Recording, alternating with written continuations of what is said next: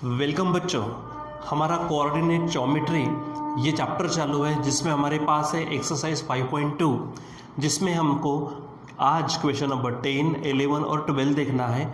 और बच्चों इसके पहले हमने कुछ बेसिक चीज़ें देख चुके हैं, जैसे कि हमारे पास डिस्टेंस फार्मूला है, उसके बाद में section formula for internal division, section formula for external division, उसके बाद मिड पॉइंट फार्मूला, उसके बाद में हमने देखा सेंट्रॉइड फार्मूला।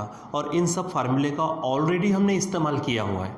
अब वैसे ही थोड़े ऊपर के लेवल के प्रॉब्लम, एकदम थोड़े ऊपर के, ये प्रॉब्लम्स हमको आज यहाँ पर देखना है। ठीक है, तो चलो शुरुआत करते हैं। क्या कहा उन्होंने? क्वेश्चन नंबर 10 है, मैं यहाँ पे हेडिंग डाल देता हूँ क्वेश्चन नंबर 10। देखो यहाँ पर 10, 11, 12 बराबर एग्जैक्टली आपके एक्सरसाइज में जैसे नंबर्स वगैरह है वैसे हम यहाँ पे ले रहे, ताकि आपको किसी भी प्रकार की परेशानी नहीं हो, क्योंकि इसके पहले ऐसा हो चुका है।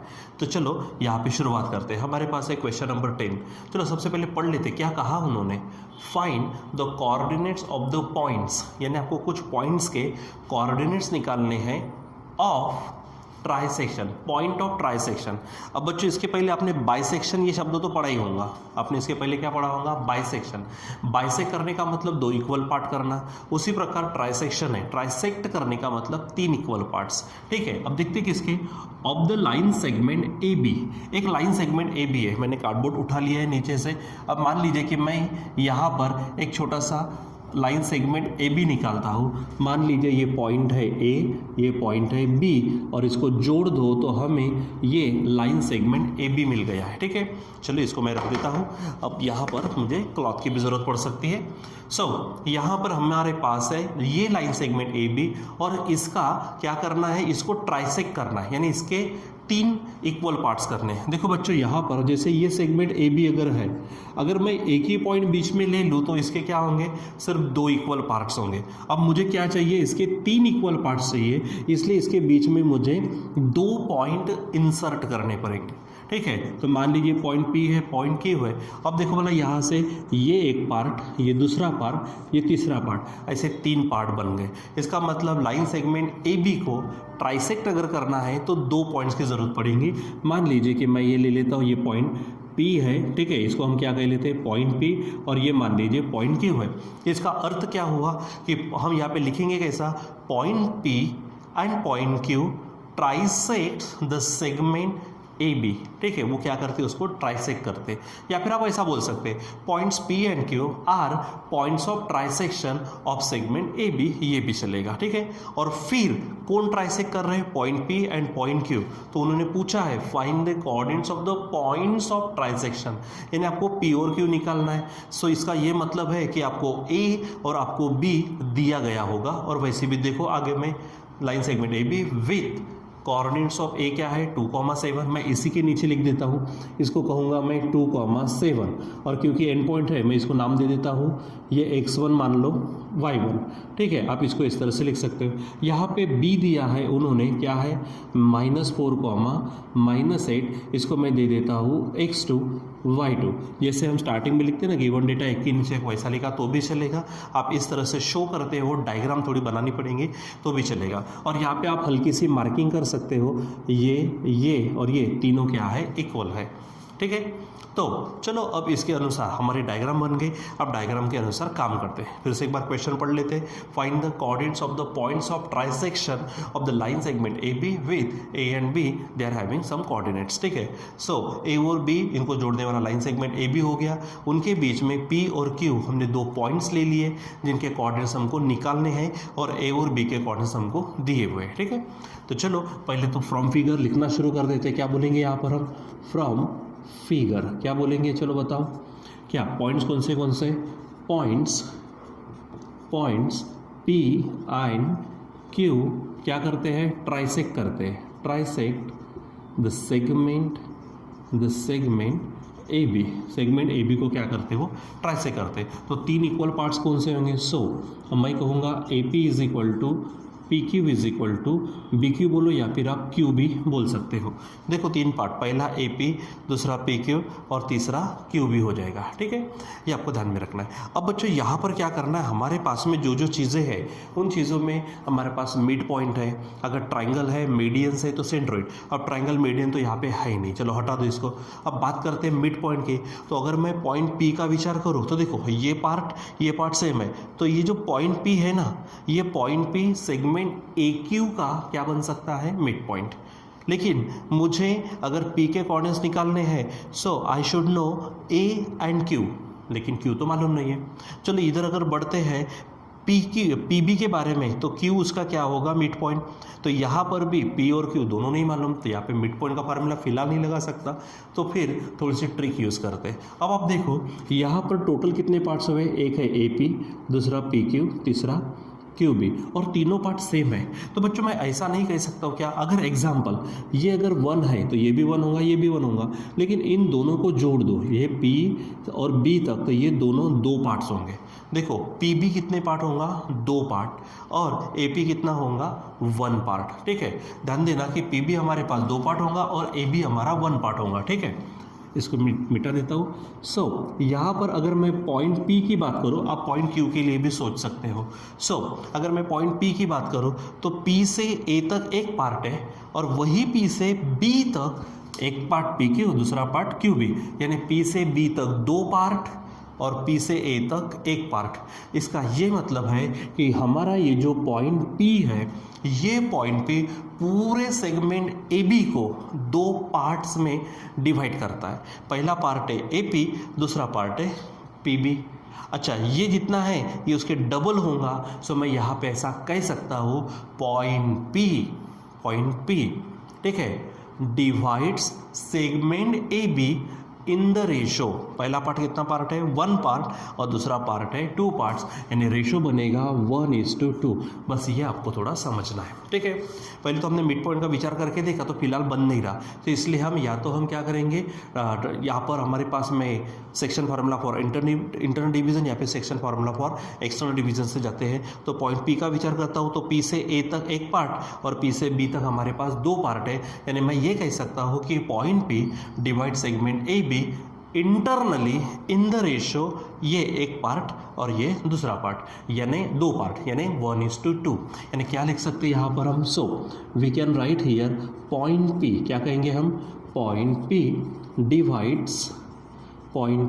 डिवाइड्स किसको, सेगमेंट ए बी, कैसे, तो इंटरनली इन द रेशो। ठीक है, फिर से एक बार, पी से ए तक एक पार्ट है, इस टू पी से बी तक पी क्यू और क्यू बी, ऐसे 2 पार्ट है, यानी 1:2 इसमें क्या करता है, वो डिवाइड करता है। इसका मतलब ये जो रेशो हो गया, ये रेशो हमारा कहलाएगा, दैट इज हम यहाँ पे लिख सकते हैं m:n, जो हम रेशो लेते थे वो होगा 1:2, इसलिए m की वैल्यू यहाँ पर 1 लेते और n की वैल्यू 2 ले लेते, हो जाएगा ऐसा। और अब हम क्या करेंगे, यहाँ पर अब हम हेडिंग डालेंगे, by section formula for internal division, या हेडिंग होंगे by section formula for internal division. तो बच्चों इस प्रकार से आपको सोचना है, काम करना है। अच्छा, अब कौन डिवाइड कर रहा है, पॉइंट पे, तो section formula for internal division किसके लिए लगाया जाता है, जो पॉइंट डिवाइड करता है, यानी पी के लिए। अच्छा, फार्मूला क्या है, देखो हमने ऑलरेडी इसको x1 y1 x2 y2 कह लिया है। ठीक है, तो section formula for internal division क्या है फार्मूला, तो फार्मूला है mx2 plus nx1 upon m+n, comma यहाँ पर है my2 plus ny1 upon m+n, ये आपको ध्यान में रखना है। ठीक है, चलो वैल्यू रखो यहाँ पर।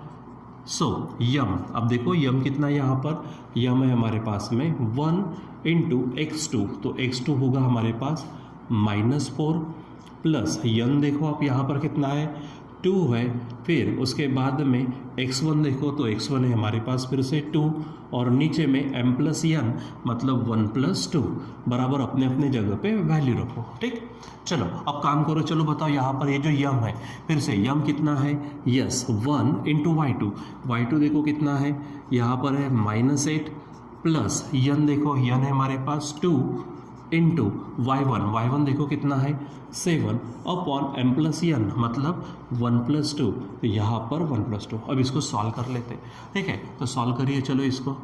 तो -4 1 जा -4 और ये 2 2 जा बनेगा 4 अपॉन नीचे 3 होगा, ये -8 1 जा -8 और ये बनेगा हमारे पास 7 2 जा 14 अपॉन 3 बनेगा। ठीक, सॉल्व करो इसको। तो देखो ऊपर में ये +-4 जो है कैंसिल हो जाएंगे और बचेगा हमारे पास 0 0 अपॉन 3। यहाँ पर 14 में से 8 गए तो 6 6 अपॉन 3 और इसीलिए P के जो कोऑर्डिनेट्स हैं ये बनेंगे 0,2 क्योंकि 3 2 जा 2 हो जाएगा। ठीक है, तो अब बच्चों हमें क्या मिल चुका है, P के कोऑर्डिनेट्स मिल चुके हैं, यानी जो 2 पॉइंट्स हमको निकालने थे उसमें से P मिल गया है। ठीक है, चलो अब हम बात करते हैं हमारे इस AQ के लिए। ठीक है, तो AQ का अगर विचार करते तो AP एक पार्ट और PQ एक पार्ट और दोनों पार्ट इक्वल, इसका मतलब P, ये जो P है वो AQ का क्या होगा, मिड पॉइंट होगा। ठीक है, तो अब हमको A के कोऑर्डिनेट्स मालूम है, P के कोऑर्डिनेट्स हमने निकाले हैं, Q के नहीं मालूम, तो 2 मिनट के लिए Q को क्या ले लेते, x3 y3 ऐसा ले लेते। अब तो बोलेंगे यहाँ पर क्या होगा, चलो बताओ। नाउ क्या बोलेंगे वहाँ पर, P is the mid point, क्या बोलेंगे यहाँ पर हम, P is the mid point of segment. देखो AQ का क्या होगा, वो मिड पॉइंट होगा। सो यहाँ पर हेडिंग डालेंगे हम बाय मिड पॉइंट फार्मूला, यहाँ पर क्या बोलेंगे हम, बाय मिड पॉइंट फार्मूला। सो अब मिड पॉइंट कौन है, तो P हमारा मिड पॉइंट है, किसका, तो AQ का। तो यहाँ पर फार्मूले में असल में फार्मूला क्या है हमारे पास में, x1 plus x2 upon 2 y1 plus y2 upon 2, जो हमारे पास में ये एंड पॉइंट्स होते हैं। लेकिन यहाँ पे अब आप x1 प्लस x2 नहीं बोलेंगे, अब आप क्या बोलेंगे, यहाँ पर ये है तो x1 प्लस x2 की जगह पे x3, यानी x1 plus x3 upon 2 y1 plus y3 upon 2, क्योंकि हमारा ये सेगमेंट नहीं है, हमारा सेगमेंट कौन सा चल रहा है, AQ सेगमेंट चल रहा है, तो AQ के एंड पॉइंट्स का विचार करना, तो x1 plus x3 upon 2 y1 plus y3 upon 2। सो यहाँ पर P के कोऑर्डिनेट्स यानी मिड पॉइंट के कोऑर्डिनेट्स क्या बनेंगे, x1 plus x3 upon 2 comma y1 plus y3 upon 2। देखो अगर ये ऐसा होता, हमने इसके पहले देखा, ये अगर यम मिड पॉइंट है, यहाँ पर लिया था हमने x1 y1, ये था हमारा x2 y2। अगर ऐसा होता तो यम के कोऑर्डिनेट्स कैसे लेते हम, यहाँ पर x1 प्लस x2 अपॉन 2 और y1 प्लस y2 अपॉन 2, क्योंकि हम यहाँ पर विचार किसका करते हैं, एंड पॉइंट्स। ठीक है, यहाँ पर एंड पॉइंट्स का। लेकिन अब यहाँ पर क्या है, P जो हमारा मिड पॉइंट है AQ का है, यानी x1 plus x3 upon 2 y1 plus y3 upon 2, ये ध्यान में रखना। चलो अब इसको सॉल्व करो। तो देखो P के coordinates already we have, so 0,2 solve करते जाइए। यहाँ पर देखो x1, तो x1 हमारे पास है 2 प्लस x3, वो तो निकालना है, अपॉन 2, सॉरी यहाँ पर कॉमा होगा y1, तो y1 है हमारे पास 7 plus y3 as it is रख दो। ठीक है, और अपॉन 2। ठीक है, इस तरह से करना है। अब आपको मालूम है अगर ऐसा आता था तो मैंने क्या कहा था, पहले को पहला दूसरे को दूसरा। तो चलो व्हाट से, ये है 0 is equal to 2 plus x3 upon 2, और इधर में आप लाइन खींच सकते हो, इधर में दूसरे को दूसरा, मतलब 2 is equal to 7 plus y3 upon 2।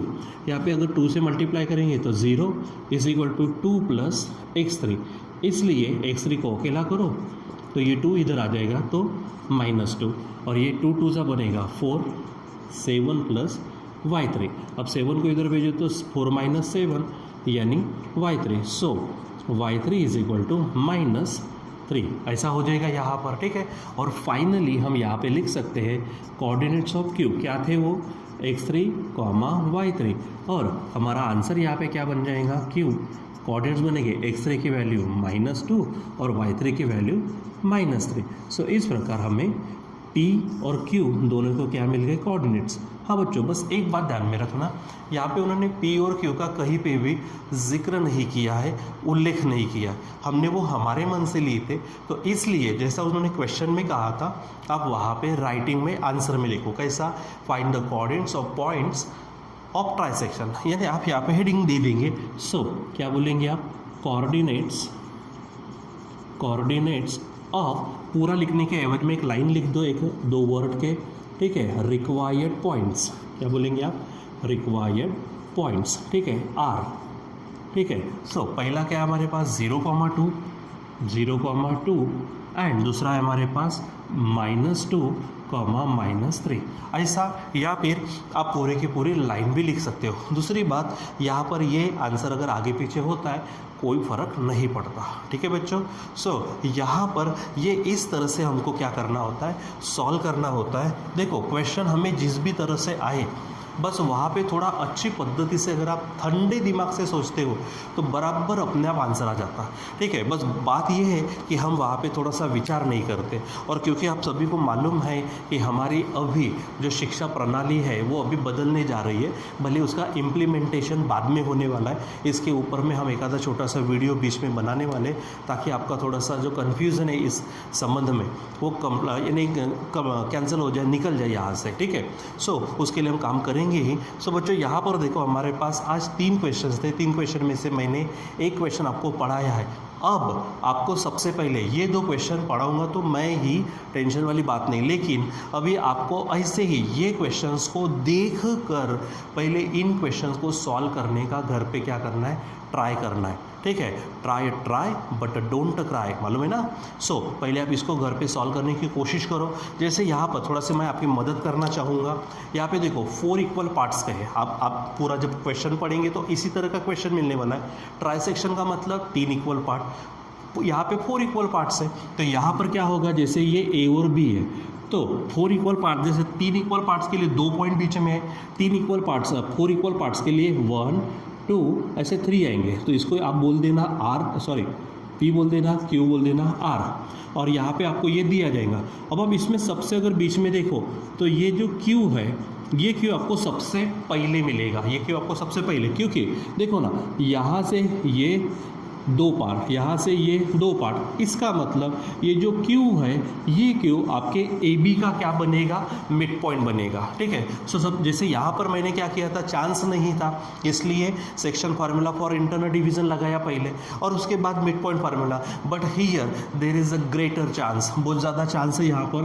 तो Q सबसे पहले क्या बनेगा, A और B का मिड पॉइंट बनेगा, तो सबसे पहले Q मिलेगा, ठीक है। जैसे यहाँ पे P मिला, यहाँ पर Q, देखिए वहाँ वो फार्मूला यहाँ पर मिड पॉइंट से मिलेगा। फिर उसके बाद में आप इधर साइड में आना, आप यहाँ पर देखो ये जो P है, ये P AQ का मिड पॉइंट है इस तरह से, तो फिर आपको बाद में P मिलेगा, यानी फर्स्ट नंबर पर ये मिलेगा, सेकंड नंबर पर ये, फिर उसके बाद आप उधर जाना, तो ये जो R है, ये R QB का क्या है, मिड पॉइंट है, ठीक है। तो फिर आपको ये मिलेगा, तो थर्ड, या फिर आप पहले Q होगा फिर R निकाल सकते, फिर भी वो फिर आपका पार्ट है, आपकी इच्छा है, ठीक है।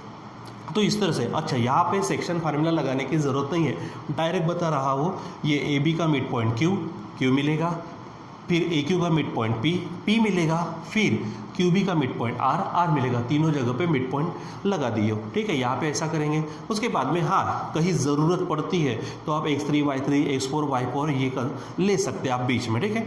उसी प्रकार लास्ट में भी आपके पास है 5 कॉन्ग्रुएंट पार्ट्स। तो जैसे ये AB है आपका, इसके आपको कितने पार्ट करने, 5, यानी ये AB हो गया। सो 1 2 3 4 5, देखो 1 2 3 4 5 हो गए। इसको नाम दे दो आप P Q R S। यहाँ पर एक बार आपको ऐसा करना पड़ेगा, बाकी आप मिड पॉइंट से करो, ठीक है। जैसा देखो, क्योंकि अगर मैं बात करूँ Q की तो इधर 2 पार्ट है, इधर 3 पार्ट है। अगर मैं R की बात करूँ तो इधर 3 पार्ट होंगे, इधर 2 पार्ट, यानी डायरेक्ट मिड पॉइंट नहीं मिलेगा। तो उससे अच्छा क्या कर लेना, सिंपल बता रहा हूँ, आप ये P को जाना, तो P में यहाँ पर आपको मिलेगा 1 पार्ट और इधर से हो जाएंगे 4 पार्ट, यानी आपका रेशो होगा 1:4। उसके बाद सेक्शन फार्मूला लगाओ तो आपको सबसे पहले मिलेगा P, ये, ठीक है। फिर उसके बाद में हो गया चालू, P मिल गया, फिर ये मिड पॉइंट है तो Q मिलेगा, फिर ये ले लेना Q, इसका मिड पॉइंट है तो R मिलेगा, फिर आगे बढ़ना ये है तो आपको ये मिलेगा, और फिर RB के बाद RB का मिड पॉइंट यस है तो आपको आखिरी में यस मिलेगा। ठीक है बच्चों, तो आप ट्राई तो करके देखो, एक बार करने में हर्ज क्या है, एक बार करने में क्या जाता है, अगर आ गया तो बड़ी अच्छी बात है, आप बोल देना, खुद को बोल देना यस आ गया, ठीक है, और नहीं आता तो कोई बात नहीं है, एक बार ट्राई तो कर लिया ना आपने। और वैसे मैं तो फिर से इन दोनों को मैं खुद पढ़ाने वाला हूँ, टेंशन वाली बात नहीं है, लेकिन कोशिश करने में कोई बात नहीं, ठीक है। सो प्लीज़ प्लीज़ प्लीज़ आप क्या करो, एक क्वेश्चन जो मैंने पढ़ाया और जो यहाँ पर लिख के दिया, अभी समझा के दिया कि इस तरह से करना है, उस तरह से बच्चों आप ट्राई करो इन 11th और 12th क्वेश्चन को सॉल्व करने का। फिर इसी के जैसा सॉल्व एग्जाम्पल, इसी के जैसा प्रॉब्लम सेट में भी जाना है आपको, करके देखने की कोशिश करो, ठीक है। और नहीं आता तो मैं खुद में पढ़ाने वाला हूँ, ठीक है बच्चों। तो बाकी कंटिन्यू करेंगे, एक्चुअली हम इन्हीं दो को बाद में पढ़ने वाले हैं आपके ट्राई करने के बाद में, ठीक है। तो तब तक के लिए बाय।